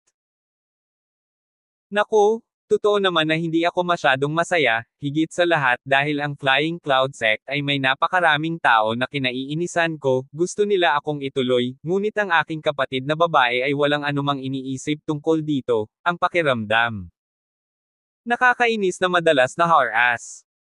Ang bilis ng cultivation ko ay napakabagal, ang madalas na abala ay isang dahilan. Sinabi ni Lance, ate, huwag kang mag-alala, paprotektahan kita sa hinaharap. Sentimo, hihituwang-tuwa si ate na marinig ang sinabi mo, walang kabuluhan na mahal ka ni ate, dahil ganyan, pagsikapan mo ang iyong paglilinang, at kapag nalampasan mo si ate sa hinaharap, mapoprotektahan mo siya. Sige, wala nang usapan ngayong gabi, matulog ka na. Isang gabing walang salita, si Lance ay natulog sa dibdib ni Harleen buong magdamag, naaamoy ang mahinang halimuyak ng katawan ni Harleen, lalo na nakakaramdam ng relax at mapayapa na natutulog. Kinabukasan, nagising si Lance mula sa kanyang kama. Aakyat na sana si Lance nang ang boses ni Harleen ay lumabas sa kanyang tenga, kuya, huwag ka nang bumangon. Gayunpaman, umakyat na si Lance. Nakita ni Lance na si Harleen ay hubad at nakaupo sa dulo ng kama upang magpalit ng kanyang corset, at sa sandaling ito, si Harleen ay nakahawak sa kanyang mga kamay sa harap ng kanyang dibdib, na humaharang sa pangunahing punto. Namula si Harleen at sinabing, hindi pa rin nakabihis si ate, hindi makatingin si kuya sa mga babae o. Si Lance ay abala sa pagtatago sa kumot. Bahagyang ngumiti si Harleen at mabilis na sinuot ang corset bago isinuot ang laket at sinabing, sige, tapos na si ate, maaari ka nang bumangon. Oh! Noon lang bumangon si Lance, nagpalit ng damit ng 3 beses at lumabas ng kwarto, kumuha si Harleen ng tubig para maligo si Lance. At medyo napahiya si Lance nang maalala niya ang larawan ngayon, ngunit hindi masyadong inisip ito ni Harleen. Ano ang kinatatakutan ng isang maliit na bata, bukod pa, wala siyang nakita, naisip ni Harleen. Hindi alam ni Harleen na bagamat hawak niya ang kanyang dibdib, ang kanyang makinis at sexy na likod ay nakakabighani sa mga lalaki. At kaya, sina Lance at Harleen, ay nanatili sa bahay ng magsasaka na ito sa loob ng 4 na araw. Pagkaraan ng 4 na araw, dumating na ang lahat ng tao mula sa lahat ng lugar, at opisyal na magsisimula ang pagtatasa ng panlabas na disipulo ng Phaeon Sect. Maagang umaga sa ika-4 na araw, gumapang si Harleen mula sa kanyang kama at tumawag, bilis, bilis, matulog ng late, kapatid, bumangon ka, magsisimula na ang formal na pagtatasa ngayon. Oh! Umakyat si Lance, pagkatapos ay nagbihis. Dahil sa pagmamadali, walang pakialam si Harleen, tumalikod siya kay Lance at hinubad ang kanyang palma, inilantad ang kanyang hubad na likod, pagkatapos ay mabilis na nagpalit ng kanyang corset. Ngunit hindi siya nilinggan ni Lance, dahil naaalala pa rin ni Lance ang kanyang matamis na boses sa kanyang isipan, hindi makatingin si kuya sa mga babae o. Kaya paano sumilip si Lance, dapat siyang kumilos na parang tunay na 12 taong gulang na bata. Pagkatapos bumangon, hinayla ni Harleen si Lance at mabilis na pumunta sa Flying Cloud Sect. Pagdating sa paanan ng Flying Cloud Sect, lahat ay naghahanda na ngayon. Phew!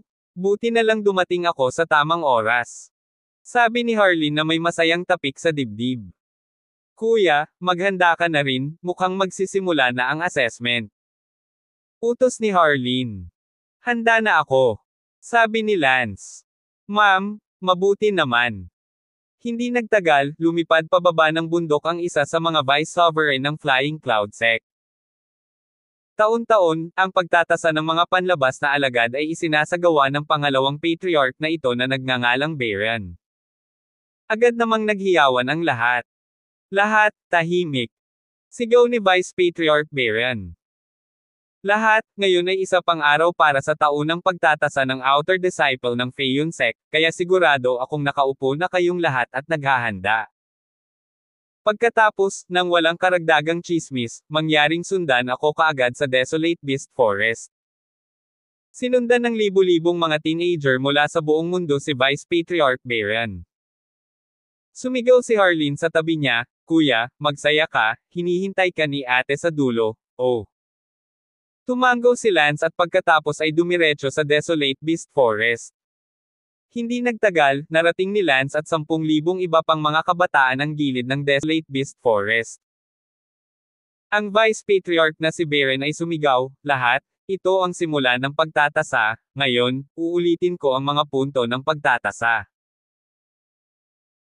Sa inyong lahat, basta dumaan kayo sa Desolate Beast Forest na ito, kayo ay magiging itinuturing na nakapasa sa pagtatasa. Bilang karagdagan, ang bawat isa sa inyo ay nilagyan ng Tempering Talisman, kaya kung makatagpo ka ng isang halimaw na hindi mo kayang harapin, gamitin ang Tempering Talisman at pagkatapos ay umatras pabalik, kung hindi, mamamatay sa Desolate Beast ang kagubatan ay sarili mong pananagutan." Naririnig mo ba ako? At ang bawat tao ay nilagyan ng fixation amulet, kung gagamitin mo ito, kahit na dumaan ka sa kagubatan, ito ay katulad ng kung hindi ka nakapasa, kaya't mangyaring panatilihin iyon nasa isip. Oo. Sige, simulan na natin ang pamamahagi ng Freeze Talismans. Ang mga katulong na disipulo ng Phaeon Sect ay nagsimulang mamigay ng mga tiyak na anting-anting sa katawan sa lahat. Binigyan din si Lance ng Determining Talisman. Sa sandaling ito, sa kabilang panig ng Desolate Beast Forest, 2 lalaki ang nakatayo doon, ang isa sa kanila ay mga 18 taong gulang at ang isa ay higit sa 20. "Lance, ang pagtatasa ngayon ay ang iyong kapahamakan." Sabi ng 18 taong gulang na lalaki, pagkatapos ay nanginig ang mga kalamnan sa kanyang mukha, na nagpakita ng isang ngiti. Ang isang lalaki ay abala sa pagsasabing, "Kuya, sigurado ka bang hindi mo kailangan ng tulong ko?" "Kuya, walang kwentang bagay. Bakit kailangan pa namin kayo? Tsaka, ipinaliwanag na ng tatay namin sa sulat na nakakainis na gawin mo, kaya hayaan mo na." Sabi ng 18 taong gulang na iyon. Ang 2 lalaking ito, ang 18 taong gulang ay tinawag na Bryce at ang 20 taong gulang ay tinawag na Tanggolyaw. Sila ang mga anak ng may-ari ng pamilyang Damon sa Tianbao City, ang 2 anak ni Harvey, na sumulat na sa 2 anak, na nagtuturo sa 2 magkapatid, Tanggolyaw at Bryce, na alisin si Lance sa Flying Cloud Sect. Isinasaalang-alang na ang lahat ay anak ng pamilyang Damon, nagpasya silang palihim na alisin si Lance upang hindi maapektuhan ang reputasyon ng kanilang ama sa pamilyang Damon. Ang pagtatasa na ito ay ang pinakamahusay na oras upang maalis si Lance, at ito ay magiging isang perpektong oras upang lumikha ng ilusyon na si Lance ay pinatay ng hayop. "Kuya, ingat ka ha. Huwag kang mag-alala, kapatid, ikaw Lance ay ilang taong gulang lamang, 12 taong gulang, sa unang yugto pa lamang ng body tempering. Ako, si Bryce, ay hindi bababa sa 18 taong gulang, sa ikapitong yugto ng katawan. Tempering, kung hindi ko kayang pumatay ng isang 12 taong gulang na bata, may mukha pa ba akong tumambay sa Flying Cloud Sect?" Totoo iyan, ngunit iginiit na ni Elder Shellen na walang kinabukasan si Lance, at hindi ko alam kung kailangan pa bang patayin si Lance. Sabi ni Tanggolyaw. "Kuya, hindi mahalaga kung kailan o hindi, ang pagpatay ay ang pinakaligtas na bagay na dapat gawin." "Hehe. Then kuya, wish you all the best. Tandaan mo, patago ka at huwag kang lalabas. Tutal, padre de pamilya ng tatay natin, huwag ka sa bibig ng tao at makakaapekto sa prestige." "Haha, kuya, may ginagawa ako. Huwag kang mag-alala, Lance, patay na ang batang ito ngayon, hahaha. Kuya, papasok na ako." "Good. Hihintayin ko ang pagbabalik mo." Pagkatapos sabihin iyon, tahimik na pumasok si Bryce sa Desolate Beast Forest. 1499. Matapos matanggap ng lahat ang kanilang determining talismans, sumigaw si Vice Patriarch Baron, "Lahat, kapag nagbigay ako ng utos mamaya, lahat ay agad na papasok sa Desolate Beast Forest mula rito, at magpapatuloy hanggang sa makalabas ka sa Desolate Beast Forest." Dumaan sa Desolate Beast Forest, kung mas malayo ka papasok, mas makapangyarihan ang mga Desolate Beast na makakasalubong mo, dapat mong gawin ang iyong makakaya, at kapag hindi ka nanalo, mabilis na gamitin ang Immobilizing Charm para umatras, o kung hindi magdusa sa mga kahihinatnan. 1, 2, 3, magsimula. Matapos sumigaw si Vice Patriarch Beren, lahat ng mga teenager ay sumugod sa Desolate Beast Forest. Si Lance ay walang pagbubukod. Sa loob-loob na sinabi ni Lance, dapat kong maabot ang exit ng mabilis hanggat maaari at maging una sa pagtatasa. Kaya, mabilis na tumakbo ang mga binti ni Lance, at sa lahat, halos nangunguna si Lance. Medyo nagulat ang lahat nang makita nila si Lance na tumakbo ng napakabilis.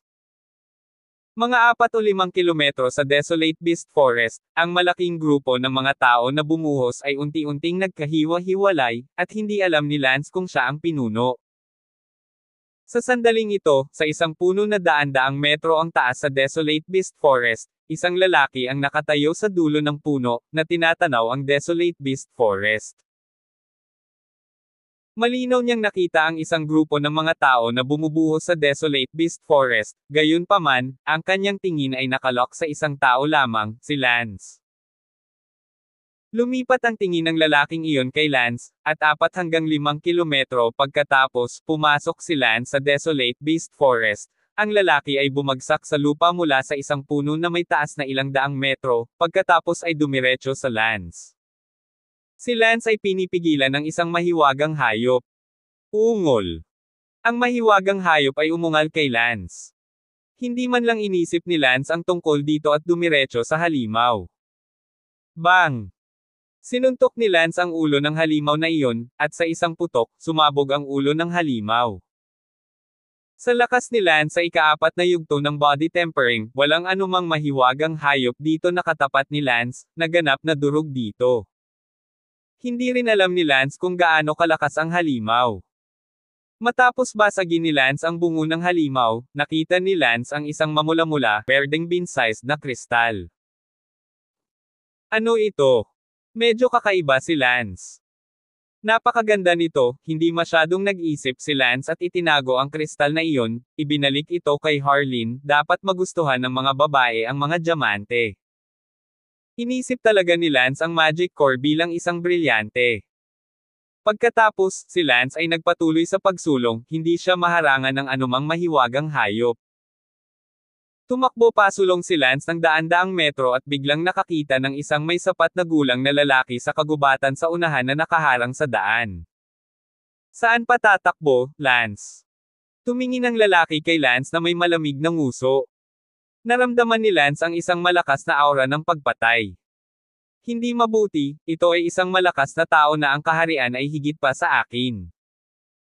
Dahil sa gulat, naramdaman ni Lance ang kanyang nakamamatay na aura at ang mga butas sa kanyang katawan ay hindi namamalayan na lumaki. Si Lance, sa pamamagitan ng chi ng kabilang partido, at pagkatapos ay ibinatay sa kanyang sarili. Chi! Humigit kumulang na hinusgahan na ang kabilang partido ay dapat na isang tao sa ika-6 hanggang ika-7 yugto ng body refining. 2 o 3 kaharian ang higit kay Lance, hindi nakakagulat na siya ay mukhang napakalakas, sa mundo ng paglilinang, ang pagkakaiba sa pagitan ng isang kaharian ay bilang kung ito ay langit at lupa.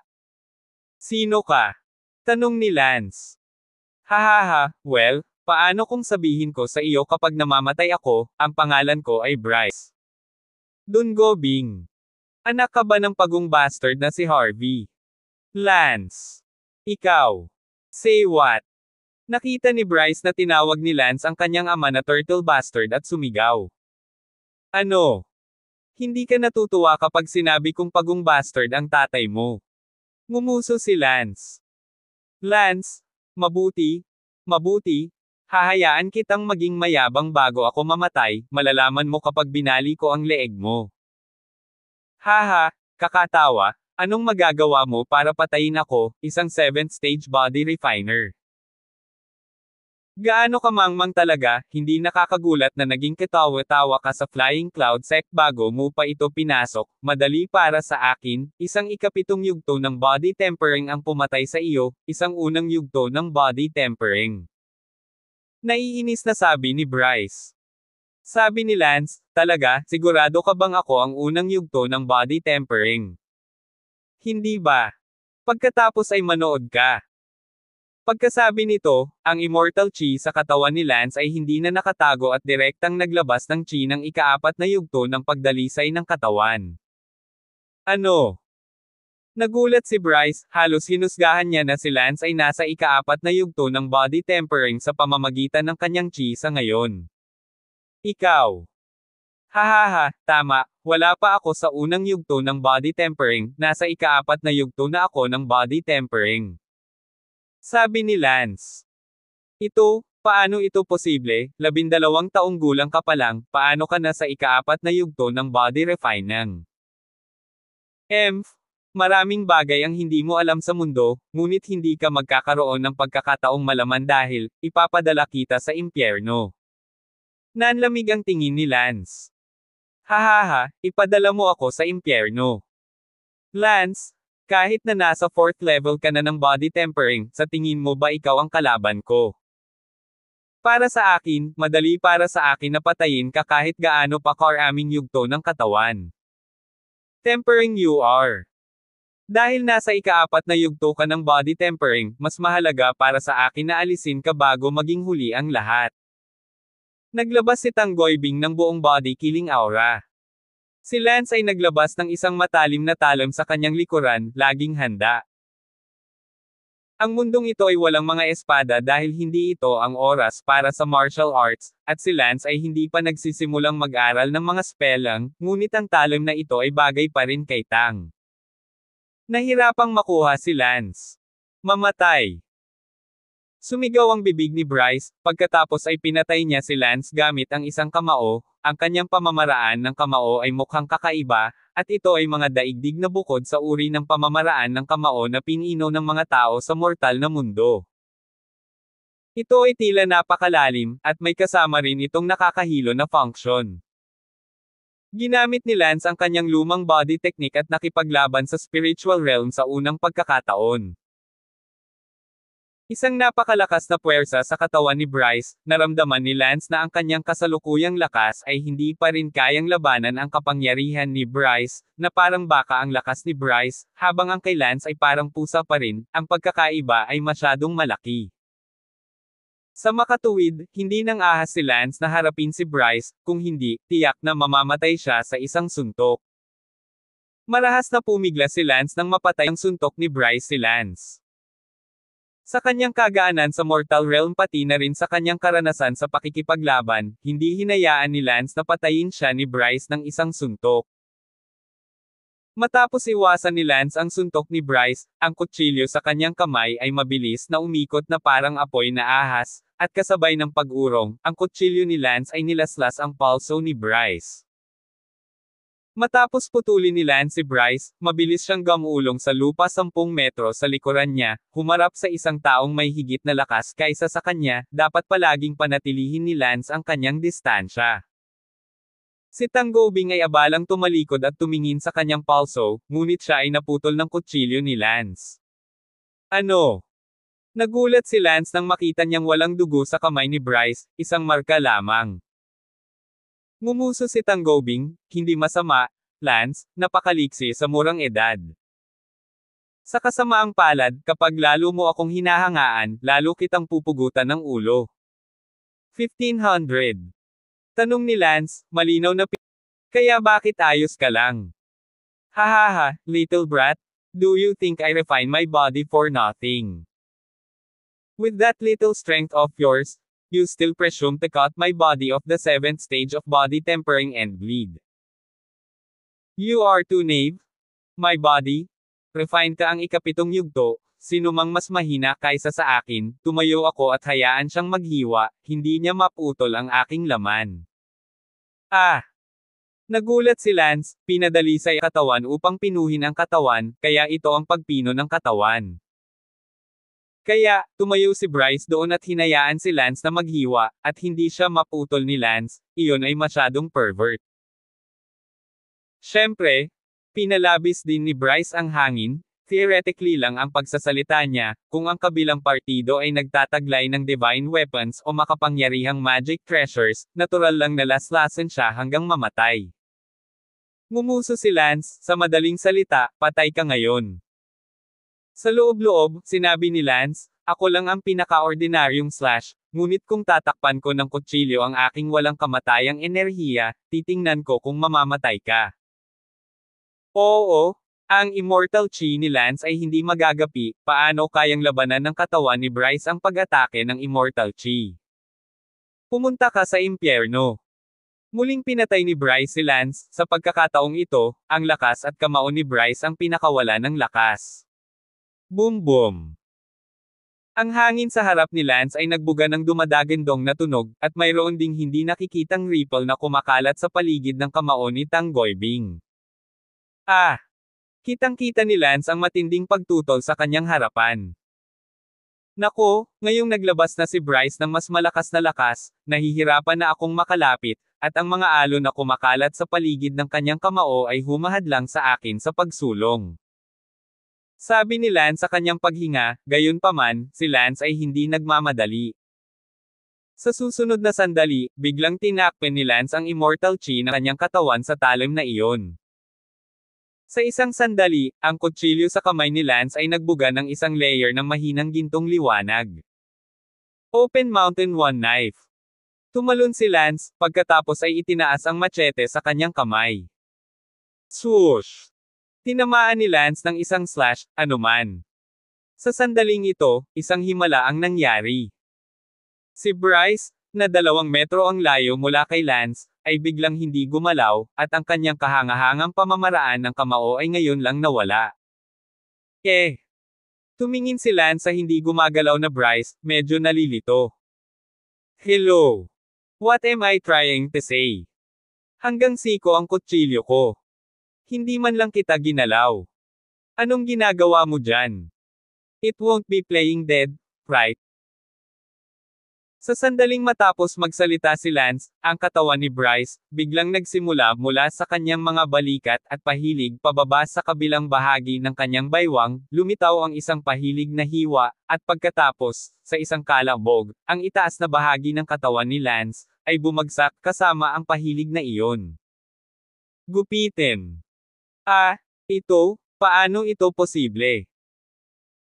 Nagulat si Lance, ilang metro lang ang layo niya sa kanya, pagkatapos ay tumalon at naglaslas gamit ang isang pahilig na hiwa, at bilang resulta, napatay nito si Bryce. Oh my God! Ito ay imposible, ito ay masyadong hindi kapanipaniwala. Nagulat si Lance, ang kanyang kutsilyo ay isang ordinaryong kutsilyong pangputol lamang ng kahoy, ngunit ito ay naging isang hindi kapani-paniwalang matalim na kutsilyo matapos itong takpan ng kanyang immortal chi. Haha! Napangiti si Lance ng may pagmamalaki, tumingin sa bangkay ni Bryce, at sinabi sa isang subaw ng tubig, basura, nakakatuwa na sinusubukan mo pa akong patayin. Huwag kang mag-alala, ang iyong kuya, Tanggolyaw, at ang anak mo ng isang asong ama, ipapadala ko siya para samahan ka. Pagkatapos sabihin iyon, hinanap ni Lance ang katawan ni Tang Goibing at nakakita ng storage bag. Hehe, ako ito. Ang taas. Ibinuhos ni Lance ang laman ng kanyang storage bag. Mayroong higit sa 10 first grade spirit stone sa loob, pati na rin ang ilang mga spirit grass. Kinuha ni Lance ang 10 o higit pang mga spirit stone sa kanyang kamay at gumugol ng 1 o 2 minuto sa pagpino nito, ang mga spirit grass lang ang kailangang kunin, hindi nag-abala si Lance na kunin ang mga ito at inilagay sa kanyang pouch. Nang malapit nang lumikas si Lance, nakita ni Lance ang daan-daang mahiwagang hayop na sumugod sa paligid niya. Bakit napakaraming mahiwagang hayop ang sumusugod sa akin? Walang dahilan, hindi ako mas espesyal. Lihim na nabigla si Lance, at pagkatapos ay tumingin siya sa bangkay ni Bryce sa ilalim ng lupa at naunawaan. Ito ay malamang na dahil ang malakas na amoy ng dugo na ibinuga mula sa bangkay ni Bryce ay umakit sa lahat ng kalapit na mahiwagang hayop, at ang mga mahiwagang hayop ay may mga matatalinong ilong. Pagkatapos noon, si Lance ay kailangang mapalibutan ng daan-daang mahiwagang hayop, at si Lance ay nakipaglaban sa daan-daang mahiwagang hayop. Bang-bang! Tinadyakan ni Lance ang mga mahiwagang hayop hanggang mamatay gamit ang isang paa. Kinailangan ni Lance ng maraming oras upang matapakan ang daan-daang hayop na ito. Matapos matapakan ang lahat ng demonyong hayop hanggang mamatay, si Lance ay nagpatuloy sa pagsulong. Sa daan, nakatagpo si Lance ng marami pang demonyong hayop. Pinatay pa ni Lance ang ikapitong yugto ng body tempering, si Bryce sa isang slash. Ang mga mahihinang hayop na iyon, si Lance ay parang nakatapak sa mouse. Sa tuwing tatapakan ni Lance ang isang halimaw at sasabog ito, makakakita siya ng hugis berdeng bean na brilyante na kumikinang na pula. Inalis ni Lance ang mga brilyante na iyon, nalaman ni Lance na tiyak na hindi ito mga diamante, bawat halimaw ay mayroon nito, dapat ay mga magagandang bagay ang mga ito. Hindi nagtagal, dumating na si Lance sa labasan ng Desolate Beast Forest. Gayunpaman, sa kasamaang palad, hindi si Lance ang unang lumabas. Napilitan si Lance na magantala ng ilang oras dahil sa pagpuksa ni Bryce, pagkatapos ay napalibutan siya ng daan-daang mga hayop, napilitan si Lance na magantala pa, at sa wakas ay nakarating si Lance sa labasan at nakatagpo ng marami pang iba. Mga hayop, higit pa sa karaniwang tao, dahil ang amoy ng dugo ni Lance ay napakalakas, kaya halos matapakan ni Lance ang daan-daang bangkay ng mga hayop sa ganitong paraan, habang ang iba ay nakatagpo lamang ng 1 dosina o higit pang mga hayop sa kabuuan. Kaunting panahon. Kung ito ay sino man, napapaligiran ng daan-daang mga hayop, matagal na silang namatay. Kahit na hindi si Lance ang unang lumabas, napakataas pa rin ang ranking ni Lance. Oo, nagkataong si Lance ang ika-10 na lumabas. Sa madaling salita, si Lance ang ika-10 sa freshman assessment ngayong taon. Wow! Lumabas na ang ika-10 pwesto, wala pang 25 minutes. Nang lumabas si Lance sa labasan ng Desolate Beast Forest, nakakuha ito ng atensyon ng isang grupo ng mga tao. Pagkatapos ng lahat, si Lance ang ika-10 na lumabas, at isang malaking karangalan ang mapabilang sa nangungunang 10 ng ang pagtatasa. Kaya lang, si Lance ay nababalot na ngayon ng dugo, ang kanyang buhok ay kinulayan ng pula ng dugo ng hayop, at hindi niya makita ang kulay ng kanyang damit, kaya hindi siya makilala ng iba bilang Lance sa sandaling ito. Nagbigay ng impresyon si Lance na dumaan siya sa libu-libong mga paghihirap sa Demonic Beast Forest para makalabas, at kung ikukumpara sa iba pang 9 na tao sa nangungunang 10 ranggo, si Lance ay lumitaw na para bang siya ay nasa gulo, dahil ang iba pang 9 ang mga tao ay may kaunting dugo sa kanilang mga katawan, at mas kaunting dugo sa kanilang buhok at mukha. Ang pangalawang patriarch ay tumingin kay Lance at sinabing, sa pagtingin sa iyo sa isang kahabag-habag na kalagayan, malamang na nakipag-away ka sa demonyong halimaw at lumabas pagkatapos ng 9 na buhay. Gayunpaman, lumabas ka pagkatapos ng 9 na pagkamatay at nagawa mo pa ring kumuha ng ika-10 pwesto, hindi masama. Gayunpaman, ibigay mo ngayon ang iyong determining talisman, kailangan kong siguraduhin na hindi mo ito ginamit. Forget what they doing, keep on doing.